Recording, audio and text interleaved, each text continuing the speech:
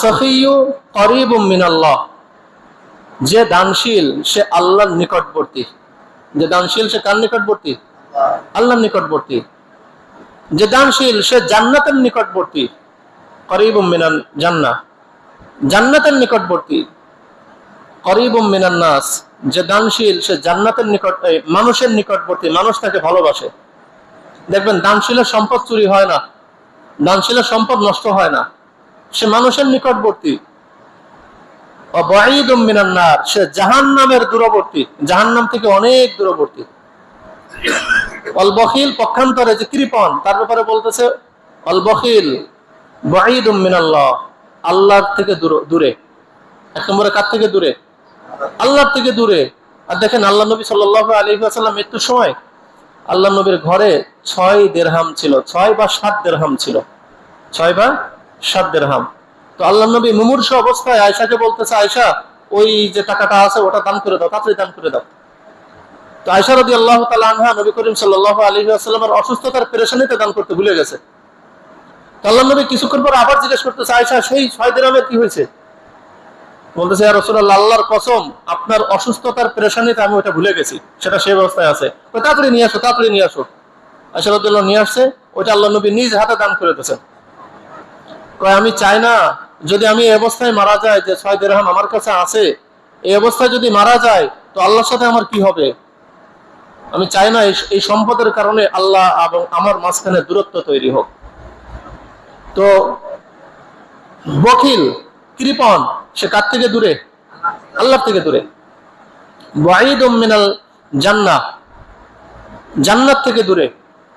বাঈদুম মিনান নাস, মানুষের থেকে দূরে। মানুষ দেখবেন কৃপণে ঘৃণা করে, কৃপণে মানুষ ঘৃণা করে। অকরিবুম মিনান নার, জাহান্নামের নিকটে, মানে কি মরলেই জাহান্নাম, জাহান্নামের নিকটবর্তী। এজন্য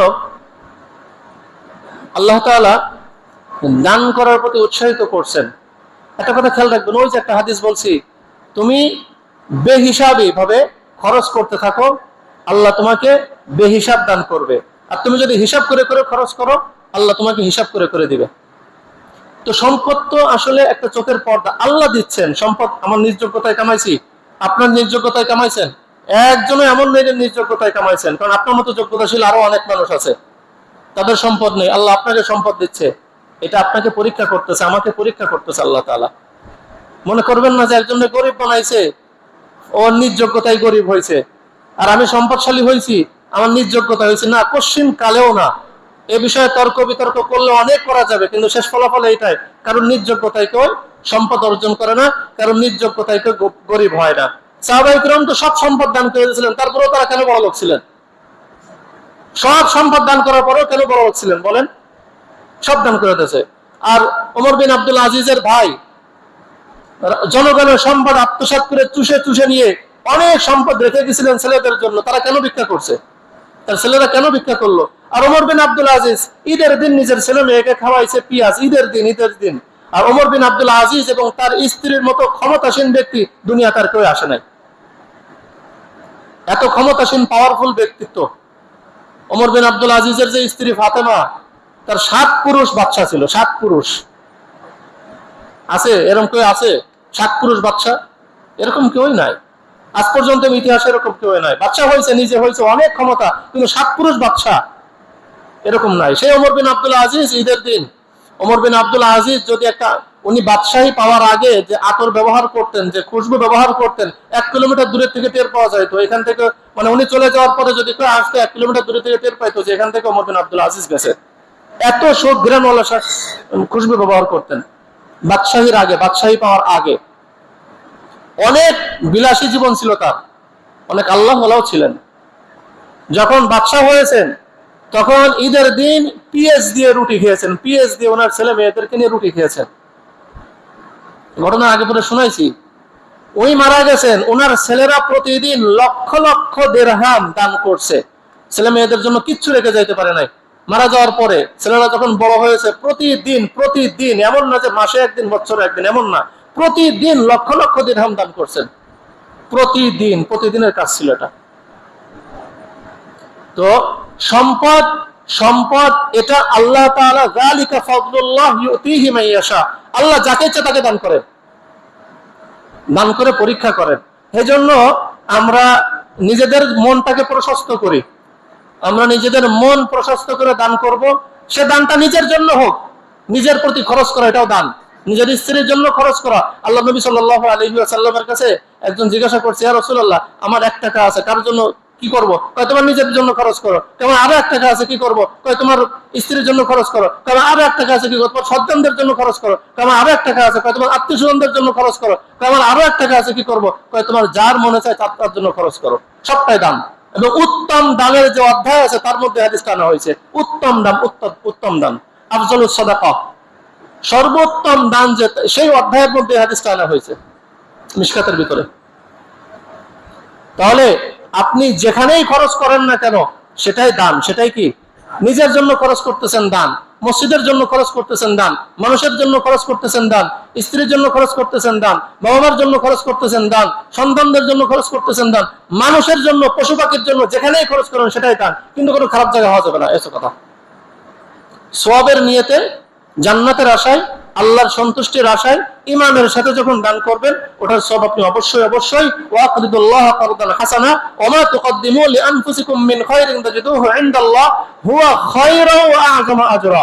তুমি আল্লাহর কাছে যা পাঠাবে দানের মাধ্যমে, সেটা আল্লাহর কাছে তার থেকে বহু গুণে অনেক উত্তম, অনেক অনেক অনেক উত্তম হিসেবে পাবে। আর আল্লাহ তাআলা হালাল হালাল দান ছাড়া কবুল করেন না। আল্লাহ তাআলা কি কবুল করেন না? হালাল। হাদিসের মধ্যে আসছে আল্লাহ তাআলা হালাল দান ছাড়া কি করেন না? কবুল করেন না। অনেকে আছে অবৈধ পন্থায় অনেক পয়সা উপার্জন করছে, এখন মাদ্রাসা, মসজিদ, এই জনসেবা, সে জন, আরে বিন্দুমাত্র দাম নেই এটা। ওর জন্য ফরজ হলো কি? হারাম পয়সায়, হারাম পন্থায় যত সম্পদ উপার্জন করছে, সমস্ত সম্পদ সওয়াবের নিয়ত ছাড়া সব দান করার পরে নতুন করে জীবন শুরু করবে। কথাটা বুঝে আসে না? হারাম পন্থায় কোটি কোটি টাকার মালিক হয়ে হেনতে চুরি করে, সেনতে চুরি করে, মালিককে ফাঁকি দিয়ে এ করে তা করে অনেক সম্পদের মালিক হয়ে এখন মনে করতেছে আমি অনেক বড় লোক, এখন মাদ্রাসা করি, সওয়াব কামাই, মসজিদ করি, সওয়াব কামাই, ঈদগাহ করি, সওয়াব কামাই, রাস্তা, পুল, কালভার্ট, জনসেবা, জাত সদকা, টাকা সব দিয়ে আমি অনেক সওয়াবের অধিকারী হয়ে যাই। আর আমি আর না, তোমার বিন্দুমাত্র সওয়াব হচ্ছে না। তোমার জন্য ফরজ হলো তুমি অবৈধ সম্পদ যত কামাইছো এবং সেগুলি ইনভেস্ট করার মাধ্যমে আরো নতুন নতুন যত সম্পদ কামাইছো, সমস্ত সম্পদ তওবার নিয়তে, সওয়াবের নিয়ত ছাড়া, গরিব দুঃখীর মাঝখানে সওয়াবের নিয়ত ছাড়া বিলাই দেওয়ার পরে আল্লাহর কাছে তওবা করো যে অন্যায় করছিলাম, আল্লাহ তুমি মাফ করে দাও, আর জিন্দেগিতে হারাম পয়সা উপার্জন করবো না, এইবার নতুন জীবন শুরু করে চলো, এইবার আল্লাহ তোমাকে সওয়াব দিব। কথাটা বুঝে আসে নাই? কথাটা বুঝে আসছে? হাদিসের মধ্যে আসছে হালাল দান ছাড়া আল্লাহ কি করেন না? হালাল সম্পদের দান ছাড়া আল্লাহ তাআলা কবুল করেন না। যদি একটা খেজুরও হয়, হাদিসের মধ্যে খেজুর শব্দ আসছে, খেজুরও হয়, আল্লাহ তাআলা ওইটাকে ওইভাবে লালন পালন করে যেভাবে তোমরা তোমাদের ঘোড়ার বাচ্চাকে লালন পালন করো। ঘোড়ার বাচ্চা লালন পালন করে আমরা বড় করি না? সেটার থেকে আবার ঘোড়া হয়, আবার বাচ্চা হয়, আবার বাচ্চা হয়, এরকম হতেই থাকে। তো আল্লাহ তাআলা ঘোড়ার বাচ্চার মতো একটা খেজুর পরিমাণ হালাল দানকে আল্লাহ তাআলা এরকম বড় করতে পালতে থাকেন। হুয়া খায়রা ওয়া আ'যামা আজরা। আস্তাগফিরুল্লাহ। দান করার পরে এবার আল্লাহর কাছে ইস্তেগফার করো, আল্লাহ আমার দানের মধ্যে কি কোনো ভুল ত্রুটি হয়ে গেল কিনা, আমাকে মাফ করো, আমার দানকে কবুল করো। কিন্তু আমরা দান করে কি করি? মান্নান সেজে যায়। মান্নান মানে কি? খোটা দানকারী।